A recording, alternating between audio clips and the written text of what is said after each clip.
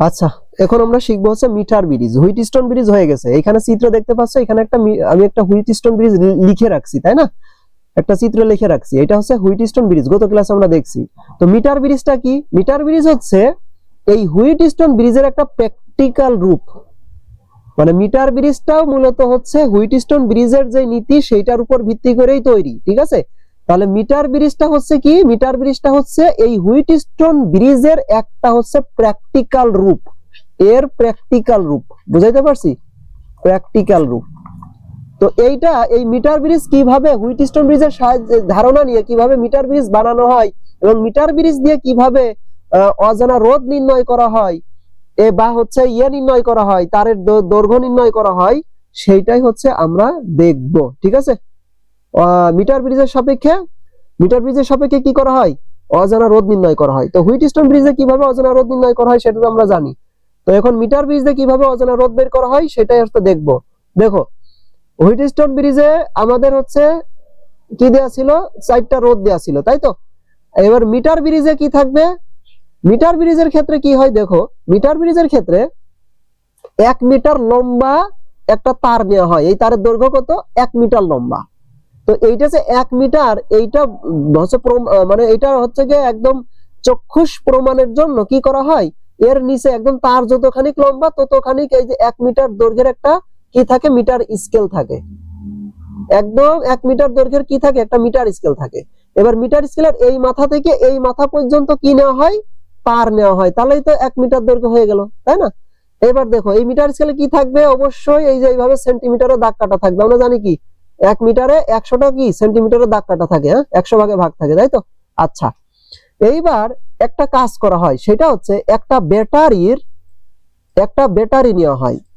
এই ব্যাটারির একটা প্রান্ত হচ্ছে এই যে যেই তার নেওয়া হয়েছে, এটা কিন্তু লোহার তার কিংবা হচ্ছে গিয়ে মানে বিদ্যুৎ পরিবহন করে এরকম তার নিতে হবে, হ্যাঁ, এবং ওই তারের রোধ বিশিষ্ট তার নিতে হবে। তারে কি থাকতে হবে? তারের রোধ থাকতে হবে। গুরুত্বপূর্ণ কথা, যেই তার নিব ওই তারের কি থাকতে হবে? নিজস্ব রোধ থাকতে হবে, 1 নম্বর কথা। 2 নম্বর হচ্ছে বিদ্যুৎ পরিবহনের ক্ষমতা থাকতে হবে, ঠিক আছে? মানে একটা পরিবাহী বিদ্যুৎ তার নিতে হবে, যার আবার কি থাকবে? রোধ থাকবে, ঠিক আছে? তো এখন এই ব্যাটারির একটা প্রান্ত আমি এই এ প্রান্তে লাগাই দিলাম, আর অপর প্রান্ত আমি হচ্ছে ওই বি প্রান্তে লাগাই দিলাম। মানে তার নিয়ে যে একদম হচ্ছে ওই যেই তার নিছি, এই যে সংযোগ তারটা নিয়ে যে একদম ওই যে লোহার বা হচ্ছে কোনো কিছু যেই তারটা নিছি ওই তারের সাথে লাগাই দিব, যাতে এই ব্যাটারির সাথে সে সংযোগ প্রাপ্ত হয় বা এই সার্কিটটা পূরণ হয়ে যাতে সে বিদ্যুৎ তার ভিতর দিয়ে যায়, যেন বিদ্যুৎ তার ভিতর দিয়ে যাবে। আচ্ছা, এইভাবে সংযোগ দেওয়ার পর এইবার একটা কাজ করতে হবে। কি কাজ? এই যে এ প্রান্ত থেকে একটা সংযোগ তার নিয়ে একটা রোধের সাথে যুক্ত করতে হবে। একটা রোধের সাথে কি করতে হবে? যুক্ত করতে হবে, বুঝতে পারছি? আবার এই বি প্রান্ত থেকে একটা তার নিয়ে আরেকটা রোধের সাথে যুক্ত করতে হবে। 2টা রোধের সাথে 2টা। এখন এই 2টা রোধের ভিতর একজনের রোধ তোমার জানা থাকবে, একজনের রোধের মান কি থাকবে? একজনের রোধের মান তোমার জানা থাকবে, আর একজনের রোধের মান তোমার জানা থাকবে না। এই যে R2, এইটা মনে করো জানা নেই, এটার মান X, এটা তুমি জানো না, ঠিক আছে? R2 অথবা তুমি X বলতে পারো, মনে করো এটার মান তুমি জানো না। এখন একটা কথা, সেটা হচ্ছে এই যে রোধ, এই 2টা রোধেরই দেখো একটা করে প্রান্ত এ প্রান্তে যুক্ত, তাই তো? আরেকটা হচ্ছে বি প্রান্তে, এর একটা প্রান্ত এ প্রান্তে, আরেকটা প্রান্ত বি প্রান্তে যুক্ত। তো এই যে 2টা রোধেরই কিন্তু আরো একটা করে হচ্ছে কি প্রান্ত কি ফাঁকা রয়েছে। তো ওই 2টা রোধের ওই 2 প্রান্ত আমরা কি করে দিব? সংযোগ করে দিব, হ্যাঁ। একটা 2 প্রান্তটা আমরা কি করে দিব? সংযোগ করে দিব। এই সংযোগ পয়েন্টটার নাম আমরা একটা নাম দিলাম যে এটা একটা সংযোগ, হ্যাঁ। তাহলে আমরা বুঝলাম যে এখানে হচ্ছে ওই যে 2টা রোধের সংযোগ, এটা তোমরা বুঝতে পারছি, 2টা রোধের সংযোগ। আচ্ছা, এইবার একটা কাজ করব আমরা, সেটা হচ্ছে এই যে সংযোগ, এই সংযোগ থেকে একটা সংযোগ তার বের করব। একটা সংযোগ তা কি বের করব? একটা সংযোগ তার বের করব। তার বের করে একটা গ্যালভানোমিটার নেব। ওই গ্যালভানোমিটারের আমরা জানি কি থাকে? 2টা প্রান্ত থাকে। তো গ্যালভানোমিটারের এক প্রান্তে ওই সংযোগটা নিয়ে এসে যুক্ত করব, বুঝতে পারতেছি? গ্যালভানোমিটারের এক প্রান্তে নিয়ে এসে কি করব? যোগ করব। যোগ করার পরে গ্যালভানোমিটারের আরেক প্রান্ত কিন্তু থেকে যায়, ওই প্রান্ত থেকে আরেকটা তার আমি নিয়ে গিয়ে এই তারের মাথায় একটা জকি নিব। তারের মাথায় কি নেব? একটা জকি। জকি বলতে কি, জকি বলতে মনে করো ওই যে ইয়ে আছে না, মনে করো ওই যে পেরেক আছে না, পেরেক, লোহার যে পেরেক, ওই লোহার পেরেকের মতো কিছু একটা, হ্যাঁ, লোহার পেরেকের মতো মনে করো এরকম মাথা একটু চোকা মতো থাকবে, হ্যাঁ, এটা হচ্ছে লোহা, মানে এইটা হচ্ছে কি করবে, এই দেখো এই তারটা গিয়ে জকির সাথে যুক্ত, আর এর মাথা কিন্তু লোহা, মানে এই তারটা গিয়ে এর মধ্যে দিয়ে বিদ্যুৎ সাপ্লাই দিবে, বুঝাইতে পারছি? মানে এমন লোহা হোক বা যাই হোক, মানে এমন ধাতু তৈরি হতে হবে যেন এই জকিটা হচ্ছে বিদ্যুৎ পরিবহন করে। আর এই হাতলটা কি লাগবে, এর যে জকির যে হাতল, এই হাতলটা প্লাস্টিকের তৈরি হতে হবে, কারণ তুমি তো এই জকিটা ধরে রাখবা, তো তোমার হাতে তো শক, কারণ যদি শক করে তাহলে তো হবে না। তাহলে এই তারটা নিয়ে গিয়ে তুমি কি এই জকির এই হাতল তুমি ধরে রাখবে, জকির সাথে যুক্ত হয়েছে। আর জকির মাথাটা কি, ওই লোহা বা যে ধাতু তৈরি, সেই ধাতুটা একদম মাথা শুরু, ওই মাথাটা তো থাকবে, দেখা যাবে। এখন দেখো তো এই যে জকিটা, এই জকিটা তুমি যদি এই যে যেই তার, এই তারের উপর যদি রাখো, তাহলে দেখো কি হবে, পুরো একটা বিদ্যুতের সার্কিট হবে এবং বিদ্যুৎ পরিবহন হবে, বুঝতে পারছো? এইখানে তুমি যদি একটা সুইচ দিয়ে রাখো, এখানে যদি একটা সুইচ রাখো, সুইচ দেওয়ার সাথে সাথে পুরো সার্কিট চালু হয়ে যাবে। এখন তোমাকে একটা জিনিস বলি, এই যে আমরা যা আঁকলাম, এই জিনিসটা আর এই হুইটস্টোন ব্রিজ জিনিসটা একই। কিভাবে দেখো, এই হুইটস্টোন ব্রিজের দেখো এই দুইটা রোধের, দেখো মোট এখানে 4টা রোধ আছে, এইখানেও দেখো 4টা রোধ। কিভাবে, এই জকিটা তুমি যখন এই তারের উপর রাখবা, এই তারের উপর যখন তুমি জকিটা রাখবা, তখন দেখো এই জকির এই পাশের তারের এই পাশে একটা অংশ হইছে, এই পাশে একটা অংশ হইছে, আর এই পাশে একটা অংশ হইছে, দুইটা অংশ হইছে। এই পুরো তারের দৈর্ঘ্য কত বলতো? পুরো তারের দৈর্ঘ্য হচ্ছে 100 সেন্টিমিটার, মানে 1 মিটার, হ্যাঁ, 1 মিটার। তো এই জকি যখন রেখেছো, এই জকির থেকে এই এ প্রান্তের দৈর্ঘ্যটা আমরা ধরে নিলাম হচ্ছে এল। জকি থেকে এ প্রান্তের দৈর্ঘ্য কত? জকি থেকে এ প্রান্তের দৈর্ঘ্য হচ্ছে এল। আর এই বাকি, তাহলে বাকি দৈর্ঘ্যটুকু কত? বাকি দৈর্ঘ্যটা হচ্ছে 100 মাইনাস এল। এখন আমরা জানি, আমরা কিন্তু বলেছি যে আমরা যে তারটা নিয়েছি, ওই তারের নিজস্ব একটা রোধ আছে, তারের নিজস্ব একটা কি আছে, রোধ আছে। তাহলে জকি যখন তুমি এখানে সংযোগটা দিবা ওই তারের সাথে, তাহলে দেখো তার দুই ভাগ হয়ে গেছে, এই পাশে একটা ভাগ, এই পাশে একটা ভাগ, এই পাশের ভাগেরও একটা রোধ আছে, এই পাশের ভাগেরও একটা রোধ আছে। সেই রোধটা কতটুক, সেই রোধটা আমরা একভাবে বের করতে পারি, সেটা হচ্ছে আমরা জানি যে কোন একটা পরিবাহী তারের রোধ তার দৈর্ঘ্যের সমানুপাতিক, এটা আমরা জানি না, জানি কিন্তু।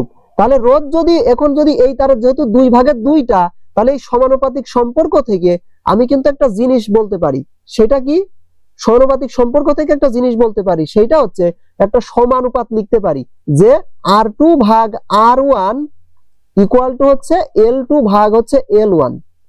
মানে এই একটা যদি তার হয়, এই তারের যদি এই অংশের রোধ যদি R1 হয় আর এই অংশের রোধ যদি R2 হয়, তাহলে এবং এর দৈর্ঘ্য যদি L2 হয় এবং এর দৈর্ঘ্য যদি L1 হয়, তাহলে এদের মধ্যে এই যে এই সম্পর্ক থেকে, মানে রোধ যে দৈর্ঘ্যের সমানুপাতিক, এই সম্পর্ক থেকে এই সমানুপাতটা লেখা যায়, বুঝতে পারছি? সমানুপাত থেকে কি এই সমানুপাতিক সম্পর্কটা লেখা যায় যে এইটা। এখন দেখো তো, তাহলে মানে আমি বলতে পারি যে এই যে তার, এই তারের এই অংশের যেই হচ্ছে রোধ, সেটা এই অংশের দৈর্ঘ্যের সমানুপাতিক, আর এই অংশের যেই রোধ সেটা হচ্ছে এই অংশের দৈর্ঘ্যের সমানুপাতিক, তাই না? তো আমি ধরে নিই এই অংশের যে রোধ সেটা হচ্ছে R3, সেটা কত? সেটা হচ্ছে R3, যেহেতু এই যে এখানে R1 আর R2 এই যে দুইটা রোধ, এক্সট্রা রোধ আমরা ধরে নিছি, এক্সট্রা রোধ তোর সাথে সংযোগ করেই দিছি। তো এই তারের যেই রোধ, এইটুকের যেই রোধ সেটা R3 ধরলাম, আর ওই বাকি যেইটুকের রোধ ওইটুকে আমরা R4 ধরলাম। তাহলে বলো তো, আমি বলতে পারি না যদি R সমানুপাতিক L হয়, তাহলে R3 ভাগ R4, R3 আর R4, R3 ভাগ R4 ইকুয়াল টু কত? এই যে L, L এইটুকু কত? L না, R3 এর দৈর্ঘ্য কত? L, আর এর পরের টুকের দৈর্ঘ্য কত? পরের টুকের দৈর্ঘ্য হচ্ছে 100 মাইনাস L। দেখো তো আমি এই সম্পর্ক লিখতে পারি কিনা? অবশ্যই পারি। এইবার একটা জিনিস খেয়াল করো, এখন এই হুইটস্টোন ব্রিজ আর মিটার ব্রিজ একই। কিভাবে দেখো, এইখানে দেখো 4টা রোধ আছে, এইখানেও দেখো 4টা রোধ। কিভাবে দেখো, এই যে এইটুক একটা রোধ, এইটুক একটা রোধ, এইটা একটা রোধ, এইটা একটা রোধ, তাহলে মোট কয়টা রোধ? 4টা রোধ। এইবার দেখো এইখানে যে 4টা রোধ ছিল, এই 4টা রোধের এই যে একটা চতুর্ভুজের মতো ছিল, এই চতুর্ভুজের বিপরীত দুইটা শীর্ষ ব্যাটারির দুই প্রান্তের সাথে যুক্ত ছিল। এইবার দেখো এইখানে দেখো এই রোধ আর এই রোধের এক প্রান্ত দেখো এই ব্যাটারির সাথে যুক্ত, আবার এই রোধ আবার এই রোধের এক প্রান্ত ব্যাটারির সাথে যুক্ত।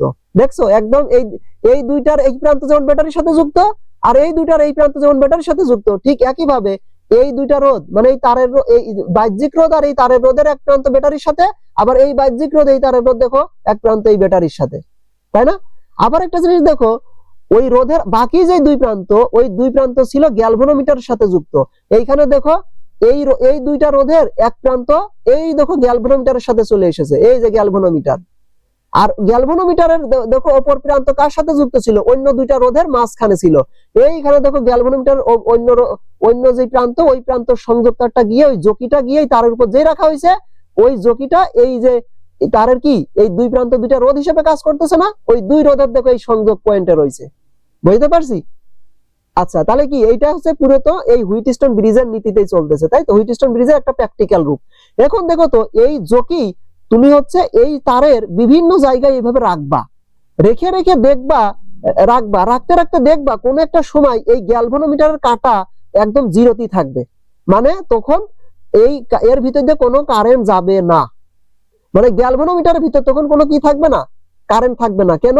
কারণ তুমি এমন একটা জায়গায় জকি রেখে ফেলেছো যেই পয়েন্টে এই দুইটা রোধের বিভব পার্থক্য হচ্ছে সমান, মানে কোনো বিভব পার্থক্য নেই, মানে এর বিভবও যা এর বিভবও তাই। আমি কি বুঝাতে পারছি?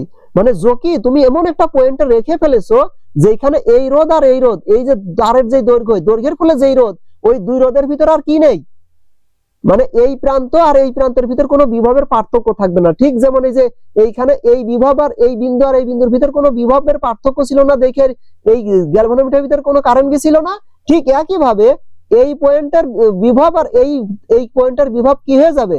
এই দুই পয়েন্টের বিভব হচ্ছে সমান হয়ে যাবে। আর যখন সমান হয়ে যাবে তখন কোনো বিভব পার্থক্য থাকবে না, ফলে এই সংযোগ তারের ভিতর দিয়ে কোনো কারেন্ট আসবে না, ফলে এই গ্যালভানোমিটারের কারেন্ট হয়ে যাবে জিরো। আর গ্যালভানোমিটারের কারেন্ট জিরো মানে তখন এই হুইটস্টোন ব্রিজটা কি অবস্থায় থাকে? সাম্য অবস্থায় থাকে। কি অবস্থায় থাকে? সাম্য অবস্থায় থাকে। আর আমরা জানি হুইটস্টোন ব্রিজ সাম্য অবস্থায় থাকলে এই যে সাইডটা রোধ, এই সাইডটা রোধের ভিতরে একটা সম্পর্ক থাকে, সেই সম্পর্কটা কি? P by Q equal to হচ্ছে আর ভাগ এস, তাই না? তাহলে এইখানে তো সাইডটা রোধ কি কি আছে বলতো? R1 R2 R3 R4। তাহলে আমি লিখতে পারি না যে এদের মধ্যে তখন সম্পর্ক হবে R1 ভাগ হচ্ছে কত? R1 ভাগ R2 ইকুয়াল টু কত? পি কিউ আর এস, তাই তো? তাহলে হচ্ছে হ্যাঁ, ওইটা হচ্ছে সংযোগ। হ্যাঁ, R1 ভাগ R2 ইকুয়াল টু কত? R1 ভাগ R2 ইকুয়াল টু হচ্ছে R3 ভাগ হচ্ছে R4, তাই তো? আবার তুমি জানো এই যে R3 ভাগ R4, এই R3 ভাগ R4 মানে L ভাগ 100 মাইনাস L, তাই না? R3 ভাগ R4 মানে কি? 100 ভাগ L না? 100 ভাগ L। তাহলে তুমি এইখান থেকে দেখো তো আলটিমেটলি একটা জিনিস লিখতে পারতিছো, কিন্তু সেটা কি? সেটা হচ্ছে যে R1 ভাগ R2 ইকুয়াল টু হচ্ছে L ভাগ 100 মাইনাস L। এই জিনিসটা লিখতে পারতিছো কিনা দেখো তো। এই R1 এর পরিচয় কি? এই R1 হচ্ছে ওই যে যেই রোধ দেওয়া আছে ওই রোধ। আর এই R2টা কি জিনিস বলো তো? R2টা কিন্তু তোমার অজানা রোধ। এখন ওই রোধটা তুমি এখান থেকে বের করতে পারবা না। এখন তুমি জকিটা কত সেন্টিমিটার, মানে এ প্রান্ত থেকে কত সেন্টিমিটার দূরে রাখছো, আর যার ফলে এই আইজিটা জিরো হয়ে গেছে, মানে সাম্য অবস্থা হয়ে গেছে, তো সেটা তো তুমি চোখ দিয়ে দেখতে পারবা, কারণ এটা মিটার স্কেল তো আছেই, তুমি দেখতে পারবা।